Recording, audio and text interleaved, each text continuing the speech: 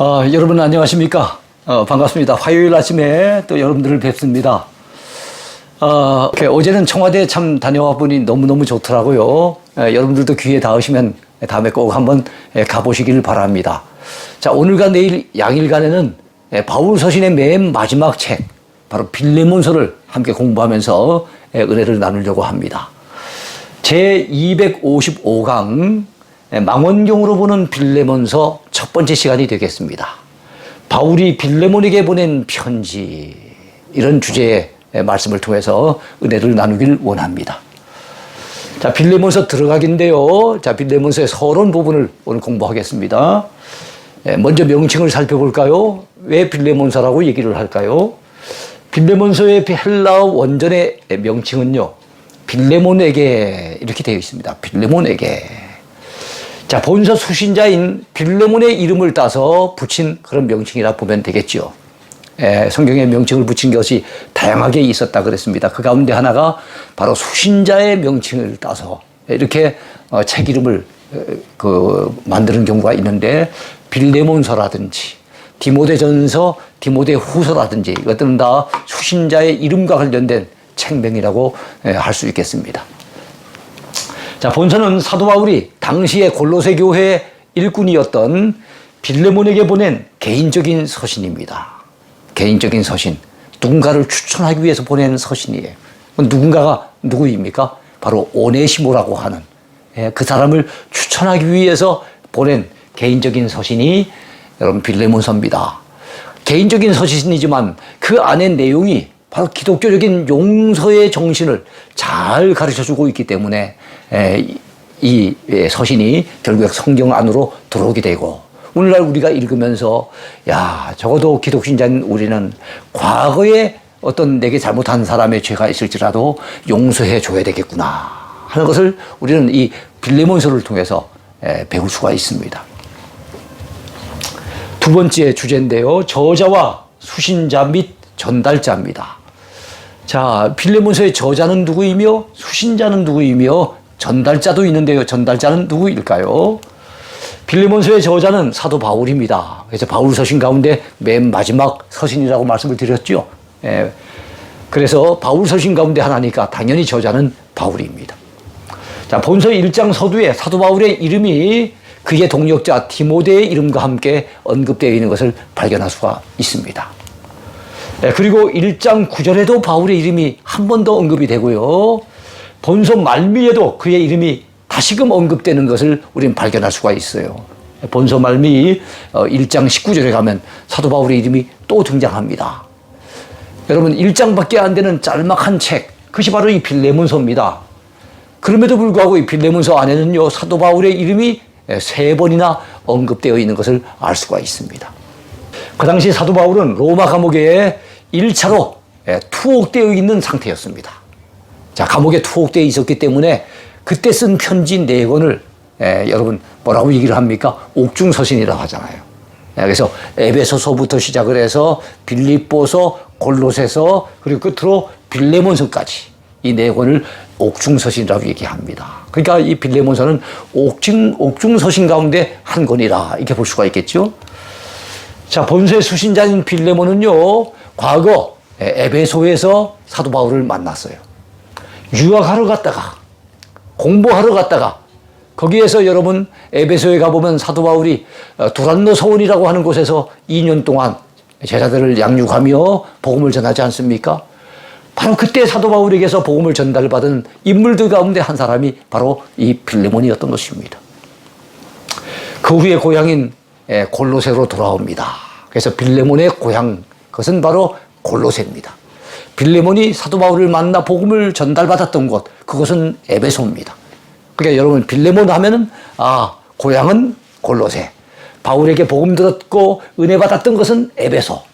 이래서 이 두 지역은 여러분 잊어버리면 안 됩니다.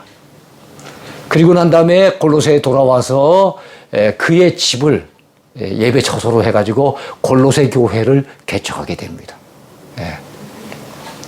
이 골로새 교회는 바로 이 빌레몬의 집에서 예배 모임을 가지면서 시작된 교회였어요. 그래서 바울이 빌레몬서 1장 2절에 빌레몬에게 그 편지하는 가운데 뭐라고 얘기합니까? 내 집에 있는 교회에 편지한다고 말씀하고 있는 거예요. 예? 내 집에 있는 교회. 예? 그 말씀을 통해서 아하, 빌레몬의 집에 바로 교회가 모임을 가지고 있었구나. 예? 빌레몬의 집에 예배 모임이 거기서 이루어지고 있었구나. 이렇게 하는 것을 알 수가 있죠. 자, 본서에 빌레몬과 함께 언급된 자매가 있는데요. 아비아라고 하는 자매 이름이 등장합니다. 그리고 남자 이름 가운데 아키뽀라고 하는 이름도 등장하고 있어요. 그래서 이 아비아와 아키뽀가 누구일까? 많은 학자들이 아비아는 빌레몬의 아내일 것이다. 아키뽀는 빌레몬의 아들이 아니겠는가? 이렇게 보고 있습니다. 그런 부유한 형편이었던 것으로 보입니다. 무엇보다도 믿음의 열심이 대단했던 사람으로 여겨지죠. 왜냐하면 자기 집을 갖다 내어놓아서 예배 처소로 한다는 것이 얼마나 신경 쓰이는 일입니까? 그 당시 초대교회는 거의 매일같이 모여가지고 예배를 드렸어요. 그렇다면 거의 그 많은 사람들이 자기 집에 들어오게 되면은 자기의 어떤 공간이 그만큼 사라지잖아요. 자기 시간도 많이 뺏기게 되잖아요. 그리고 늘 깨끗이 청소도 해야 되고 사람들이 드나들게 되면 음식도 대접해야 되고 신경 쓸 일이 한두 가지가 아닙니다. 근데도 자기 집을 갖다가 예배 처소로 오픈했다는 것은 보통 열심히 아니고서는 할 수가 없는 일이었죠. 자, 한편 빌레몬은요, 빌레몬서의 또 다른 주인공인 바로 이 오네시모의 과거 주인이기도 했던 인물이에요. 특이한 경우입니다. 본서의 전달자는 바로 두기고로 알려져 있는데요.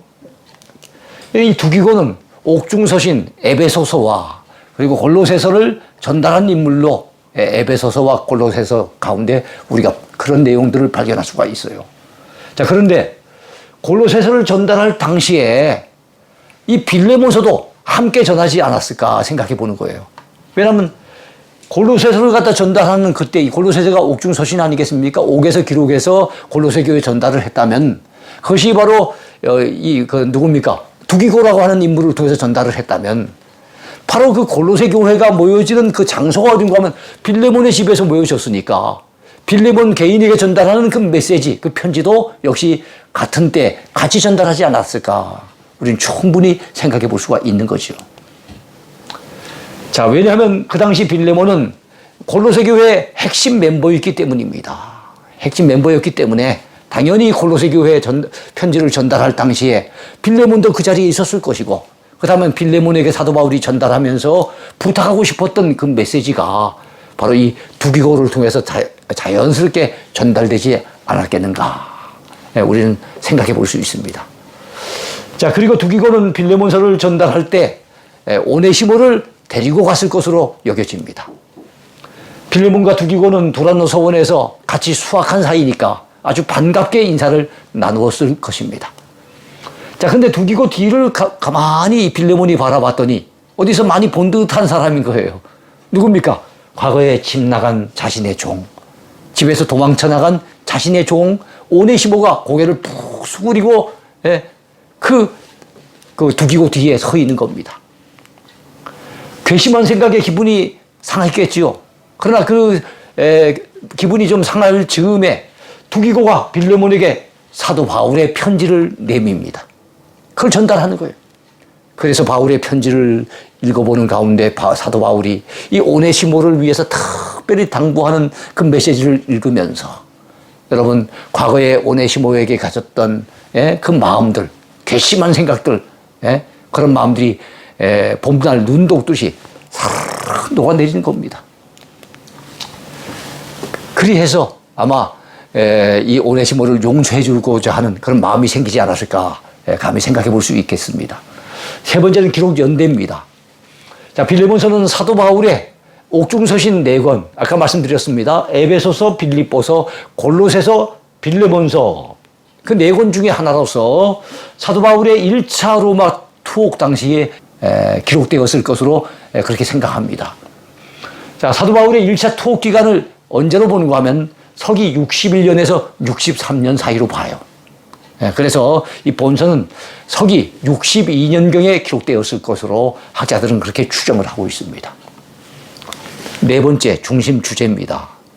이 부분이 참 중요하겠죠?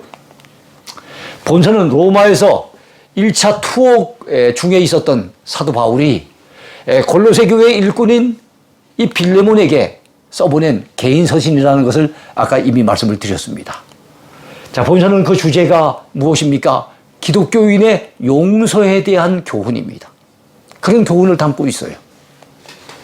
자, 본서에서 사도 바울이 빌레몬에게 중재하고 부탁하며 천거하고 있는 인물이 있는데요. 그 인물이 누굽니까? 오네시모입니다. 근데 이 오네시모는 본래 빌레몬의 집의 종 또는 노예 출신이었어요. 그는 빌레몬에게서 재산을 훔쳐 도망친 것으로 알려져 있습니다. 그러니까 빌레몬에게 큰 죄를 지었던 인물이라고 이렇게 볼 수가 있겠죠. 소아시아 내륙 지방에서 멀리 로마 제국의 심장부인 로마 시티까지 도망을 가는 걸 보면은 바로 이 오네시모라고 하는 인물도 이 보통 얘기가 아닌 것으로 보입니다. 자, 그 후 오네시모는 로마에서 사도 바울을 만나게 됩니다. 회심하고 기독 신자가 되는 거예요. 참 놀라운 하나님의 은혜의 섭리가 아닐 수 없습니다. 그 넓은 로마 제국 가운데서 오네시모가 바울을 만난 것이 어떻게 우연이겠습니까? 결코 우연이 아니죠. 하나님의 은혜의 섭리로 만난 것이라고 우리는 분명히 믿습니다. 사도 바울이 그를 가리켜 뭐라고 얘기합니까? 오네시모를 가리켜 하는 말이 빌레몬에게 하는 말이 오네시모는 갇힌 자 중에서 낳은 아들 오네시모라고, 내 믿음의 아들이라고, 내가 감옥에 갇힌 자 가운데 낳은 아들이라고 이렇게 소개를 하고 있습니다. 그것으로 보아 오네시모는 사도 바울에게 굉장히 사랑을 많이 받았음에 틀림이 없습니다. 그리고 사도 바울이 오네시모를 가리켜 내 신복이라고 한 그런 표현을 통해서 우리가 무엇을 알 수가 있습니까? 그가 사도 바울의 신실한 동력자가 되었음이 틀림이 없습니다. 그러니까 바울을 통해서 복음 듣고 예수 믿는 신자가 되었을 뿐만 아니고 단순한 신자가 아니라 사도 바울의 그 선교 사역을 돕는 아주 신실한 동력자가 되었다는 사실을 우리는 알 수가 있는 대목입니다. 그러나 그 당시에 로마법에 의하면요, 이 주인에게서 달아난 종은요, 사형에 처하도록 되어 있었어요. 아주 끔찍한, 굉장히 무서운 법이죠. 때문에 이 사도 바울은 이 오네시모를 곁에 두고자 하여도 주인의 허락 없이는 그렇게 할 수가 없었던 것입니다. 또 오네시모 자신도 주인 빌레몬에게 과거에 지은 죄가 항상 생각이 나잖아요. 언젠가 잡히게 될지도 모르는데 그렇게 된다면 내가 사형을 당할지도 모른다라고 하는 그런 두려움에 쌓여 있었습니다. 얼마나 두려웠겠습니까?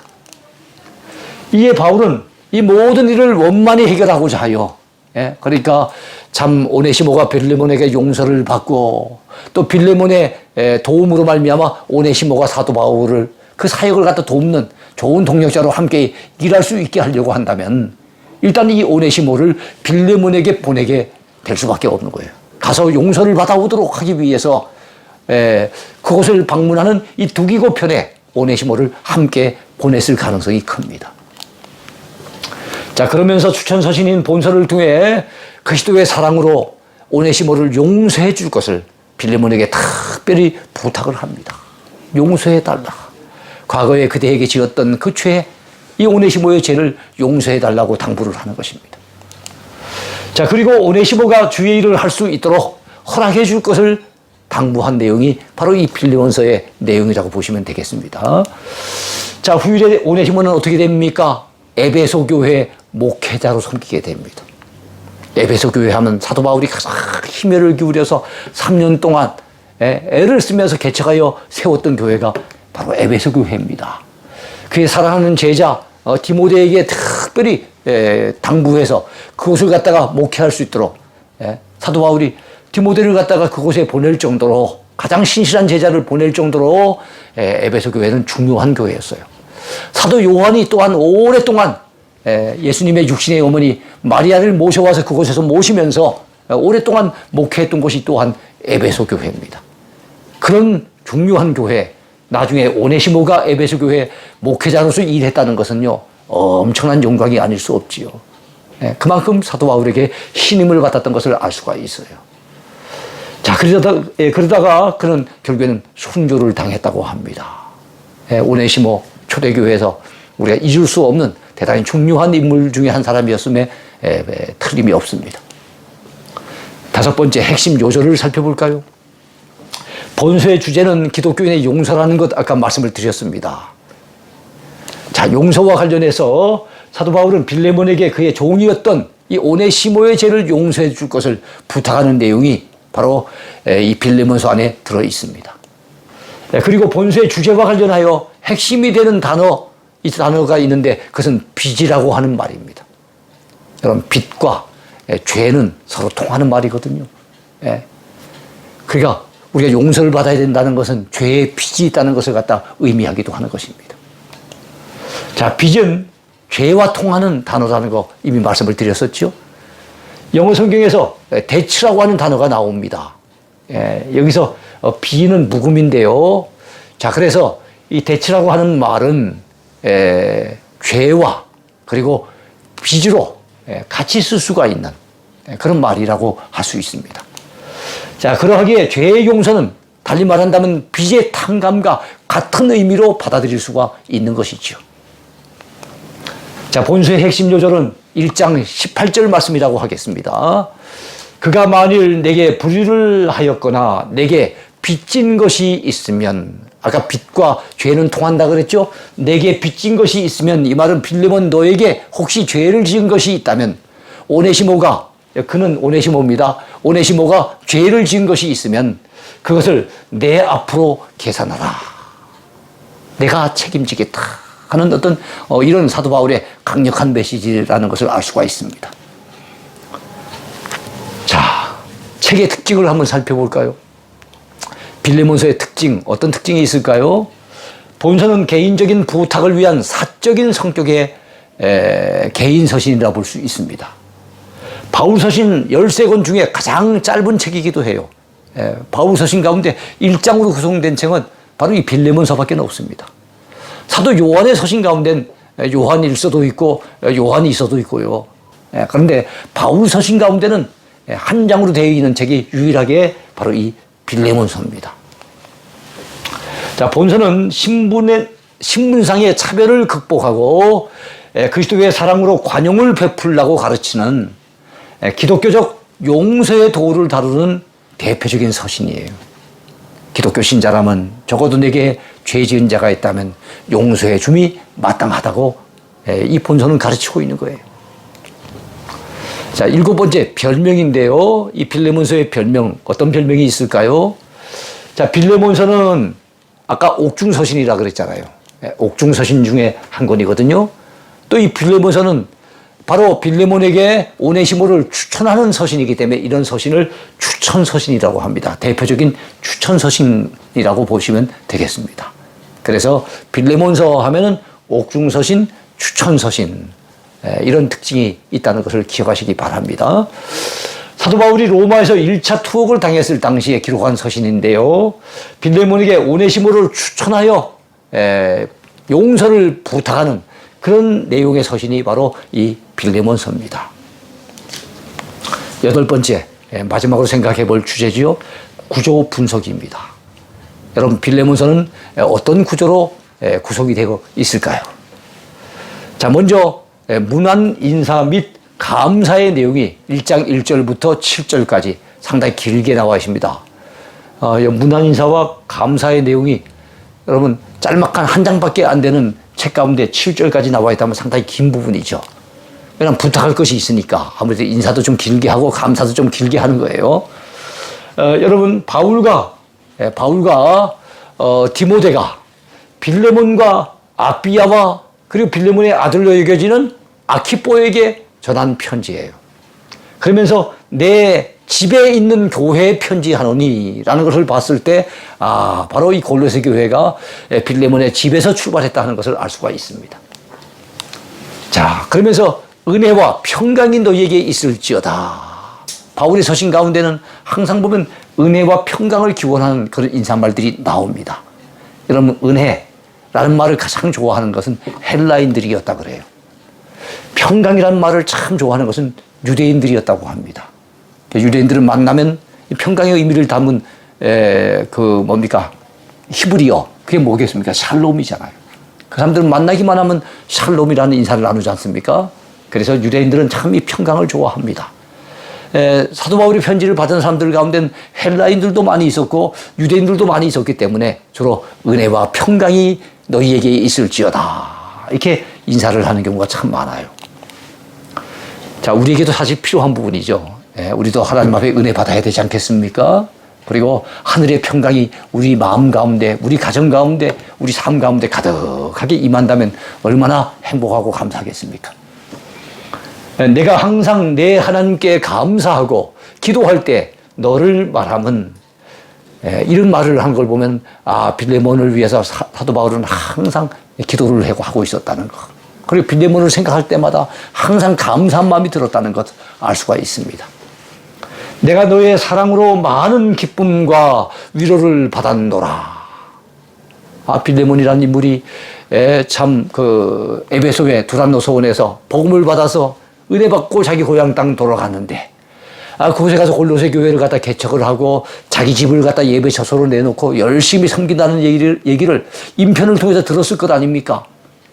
그래서 바로 이 빌레몬의 사랑으로 말미암아 사도 바울은 항상 마음의 기쁨을 누리고 있었고 위로를 받고 있었다는 것을 소개하고 있습니다. 자, 오네시모를 위한 당부가 이제 시작이 됩니다. 이것이 사실 사도 바울이 빌레몬에게 편지를 쓰던 주된 이유죠. 이제 본론이 시작이 되는 겁니다. 1장 8절부터 21절까지의 내용입니다. 자, 나이가 많은 나 바울은, 여러분 바울 서신 13권이 있습니다만 한 번도 사도 바울이 나이가 많다는 것을 언급하거나 강조한 책이 없어요. 근데 이 빌레몬서에서는 나이가 많다는 걸 강조합니다. 왜 그럴까요? 빌레몬에게 당부하고 싶은 얘기가 있으니까. 빌레몬에게 오네시모를 부탁하고 싶으니까. 근데 이 부탁을 하는 것은 젊은 아무개가 부탁하는 것이 아니고 나이가 많은 노사도가 특별히 부탁을 한다는 거예요. 그래서 사람은 남의 부탁을 갖다 거절하기 쉽지 않죠. 더더욱이나 연세 많으신 분이 이렇게 부탁을 특별히 해온다면 거절하기가 어렵잖아요. 그래서 사도 바울은 나이가 많다는 것을 은근슬쩍이 강조를 하고 있습니다. 그러면서 갇힌 자 되어, 9절에 보면 갇힌 자 되어라고 하는 표현도 나와요. 이거는 사도 바울이 감옥에 갇힌 자 되어서 영어의 몸으로 특별히 부탁하고 있다는 거예요. 주를 위해서 고생하는 가운데, 극한 고난 가운데 있으면서도 특별히 부탁하는 것이니까 외면하지 말고 거절하지 말고 들어달라는 거예요. 그런 차원에서 나이가 많다는 것과 감옥에 갇혀있는 자기의 처지를 갖다가 지금 빌레몬에게 소개하고 있는 겁니다. 어떻게 보면 부담을 지금 팍팍 주고 있는 겁니다. 자, 갇힌 자 중에서 낳은 아들 오네시모를 특별히 부탁하고 있습니다. 그러면서 이 오네시모를 내가 어떻게 해서 전도했다 이 정도로 끝나지 않고 갇힌 자 중에 내가 낳은 믿음의 아들이라는 것을 특별히 강조하는 거예요. 그러면서 이 오네시모가 어떻게 변했느냐? 전에는 무익한 사람이었다는 거예요. 그러나 이제는 굉장히 유익한 사람으로 탈바꿈이 됐다는 겁니다.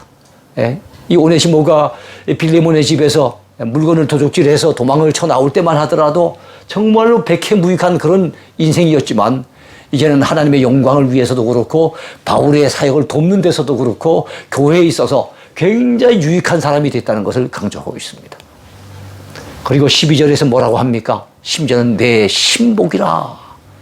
사도 바울이 여러분 바울 서신 가운데 많은 동역자들을 소개하고 있지만 신복이라는 표현을 써서 소개하는 경우 잘 없습니다. 그런데 오네시모를 소개하면서 내 신복이라 이렇게 강조해요. 믿음의 아들이면서 내 신복이면서 이제는 무익한 자가 아니고 유익한 자가 되었다고 강조하면서 나이 많은 나 바울이 당부하고 그리고 감옥에 갇혀있는 나 바울이 특별히 부탁한다는 얘기를 빌레몬에게 들려주고 있는 것입니다. 그리고 16절에서 사도 바울은 이 오네시모를 소개하기를 이제는 더 이상 종으로 둘 자가 아니고 사랑받는 형제로 둘 자라고 얘기를 합니다. 사랑받는 형제. 그 다음에 18절에 가서는요, 그가 내게 빚진 것이 있으면 내 앞으로 계산하라. 이렇게 얘기하고 있어요. 아까 제가 빚이란 말과 죄라는 말은 같은 의미를 지니고 있다 그랬죠. 그래서 죄를 지었다는 것은 달리 말하면 빚을 진 셈이 되는 거예요. 그런데 죄를 용서해 주는 것은 달리 말하면 빚을 탕감해 주는 것이라 이렇게 볼 수가 있을 겁니다. 그가, 즉 오네시모가 내게, 빌레몬에게 혹시 빚진 것이 있다면, 혹시 과거에 죄를 지은 것이 있다면 내 앞으로 계산하라. 이 말은 내가 해결해 주겠다. 내가 보상할 것이면 내가 보상해 줄게. 사도 바울이 이렇게까지 하면서 지금 당부를 하고 있는 겁니다. 그러면서 내가 내게 빚진 것은 내가 말하지 아니하노라. 여기서 너는 지금 빌레몬입니다. 여기서 내게 했는데 나는 누굽니까? 바울이에요. 빌레몬이 바울에게 빚진 것은 내가 말하지 아니하노라. 이 얘기를 해요. 아니 빌레몬이 바울에게 빚진 것이 있었겠습니까? 여러분 복음을 거저 전달받았잖아요.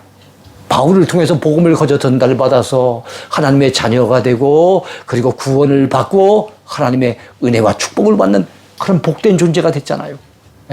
바울로부터 값없이 복음을 전달받은 이 빌레몬은 사실은 바울에게 복음에 빚을 진 그런 셈 아니겠습니까? 그래서 내가 내게 빚진 것은 내가 말하지 아니하노라. 이건 복음의 빚에 대해서 얘기를 하고 있는 거예요. 말하지 아니하노라 하면서도 은근슬쩍이 지금 말하고 있는 것입니다. 이것이 19절의 내용이에요. 자, 내가 순종할 것을 확신하노라. 지금 현재 빌레몬은 이걸 좀 더 깊이 생각을 해봐야 될 부분인데도 이미 아예 생각이고 막은 너무 깊이 생각하지 마라. 내가 순종할 것을 나는 지금 확신하고 있다. 더욱더 큰 부담을 안겨주면서 지금 오네시모를 용서해 줄 것을 간곡히 부탁을 하고 있는 겁니다. 이 내용이 21절에 나와 있어요.